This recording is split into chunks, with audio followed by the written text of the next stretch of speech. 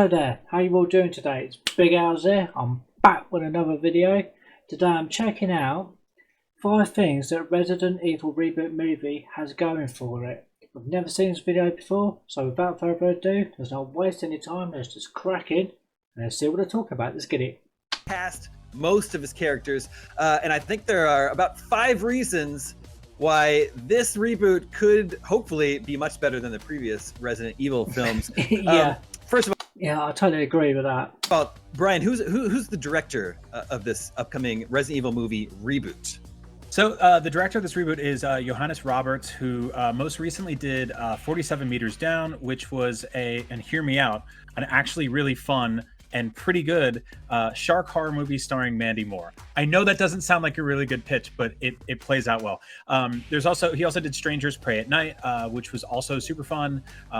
Very gritty horror movie. Both of them are sort of small scale horror. I think that a lot of directors have found a lot of success in that over the last few years. There's been an amazing horror resurgence recently, and seeing directors and producers play with a smaller budget has been really, really cool to see. So I think that he's going to come in with an interesting perspective. I think he knows how to make a sort of self-contained horror movie that could be really fun.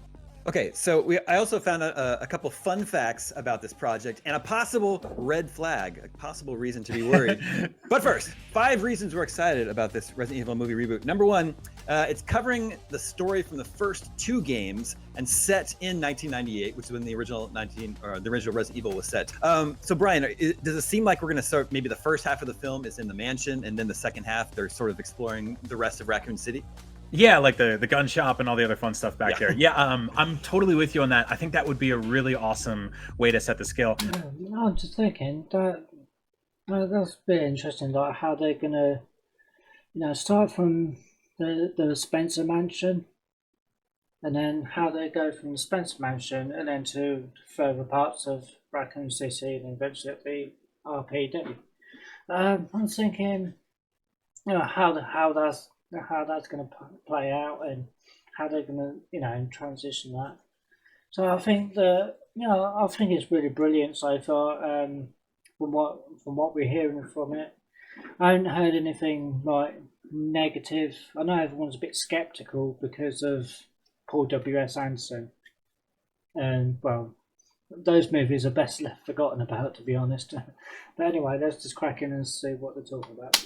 I'm a fan of the original Resident Evil live action movie. It definitely gets some stuff wrong, but it gets some stuff right. And spoilers for a movie from 2002, but most of it takes place in the mansion, and then at the very end it opens up into the streets where Mia Jovovic's character walks out, and it's crazy. But imagine if the movie was cut in half like that and sort of split in the middle.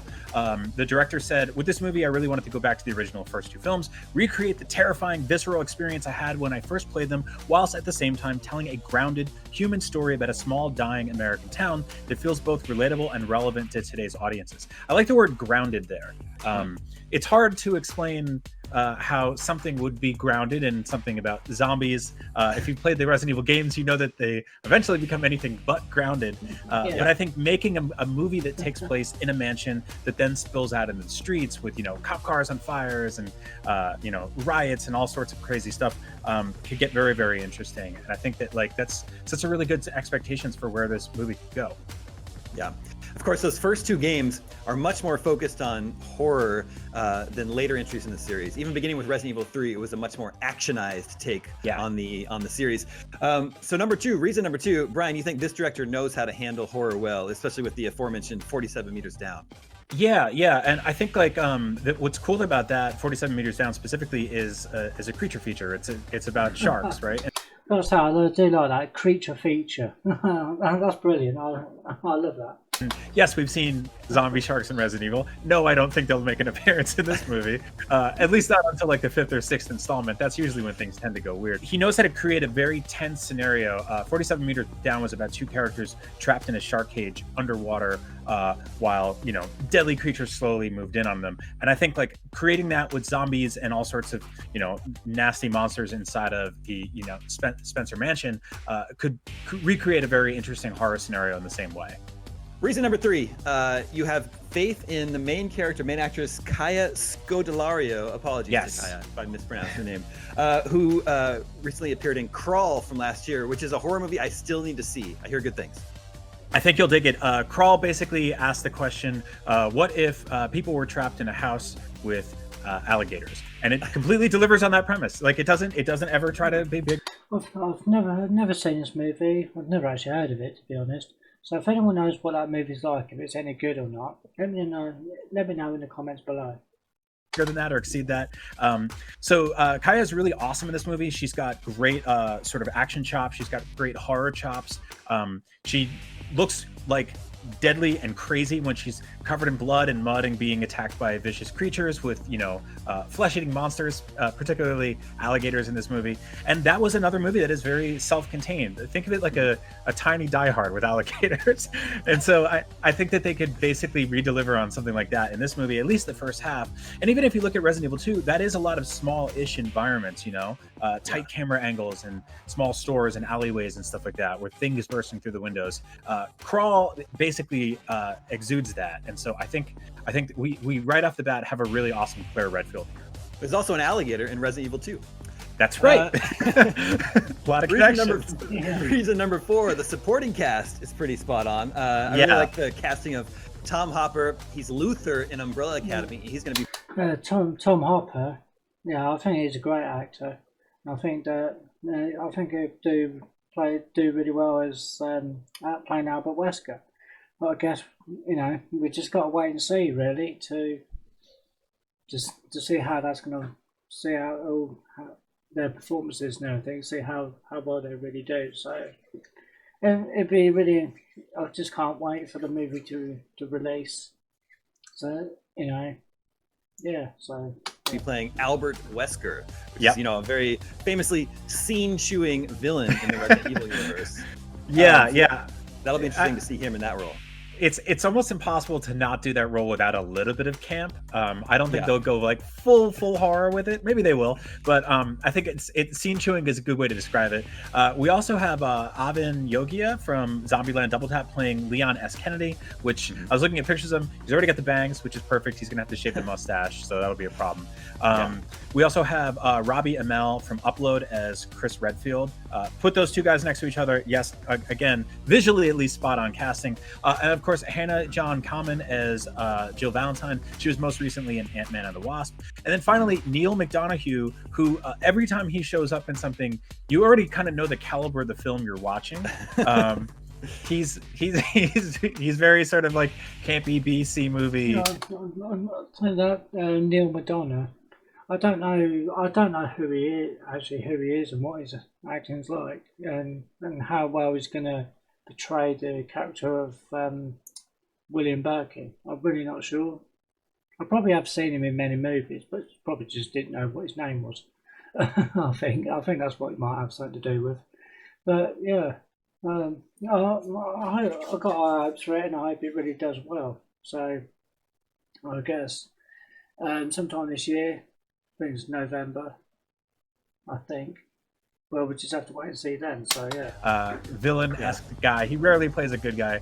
You might not know him by name, but when you see a picture of him, you go, "Oh yeah, that guy." So he'll be playing William Birkin. He shows That's roughly what I was trying to say.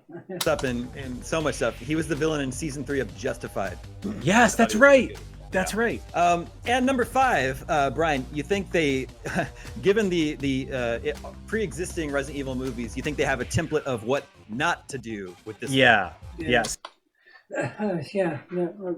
Paul W.S. Anderson with the Resident Evil, what he did with those movies.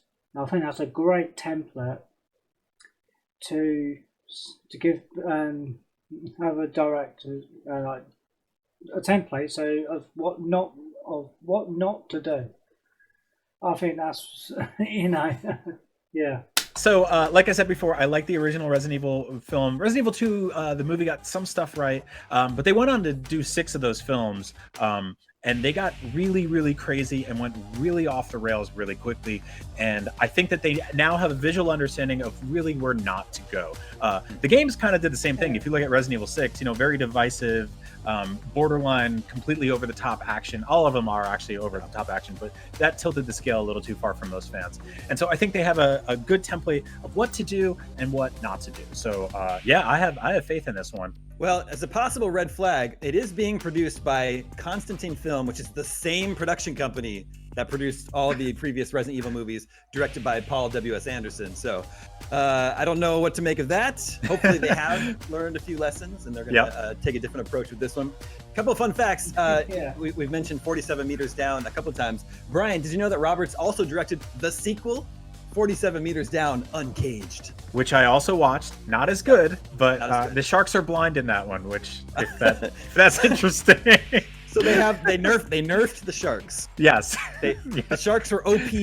Yeah. 47 Meters Down. The other fun fact is that this Resident Evil reboot movie is being written by Greg Russo, who also wrote next year's Mortal Kombat movie. Ooh, so he's got a bunch of video game stuff to work on. He's really into writing video game stuff. This Mortal Kombat reboot isn't the only sort of cinematic Resident Evil thing that's on the horizon. There are 2 projects coming to Netflix. One that stars Wesker's kids in New Raccoon City, and then there's also a CGI film. So there's tons of Resident Evil stuff coming. Hopefully this reboot movie turns out well. Dear viewers, let us know if you are excited about this new Resident Evil movie. And for everything Resident Evil, stick with us right here at IGN. And if it goes wrong, we always got Resident Evil 8, aka Village. Fingers crossed on that one too. That's true. I like 7, so I'll play more of that. Hell yeah. Okay, I don't want to leave that there. So, yeah, that was 5 things Resident Evil reboot movie has going for it.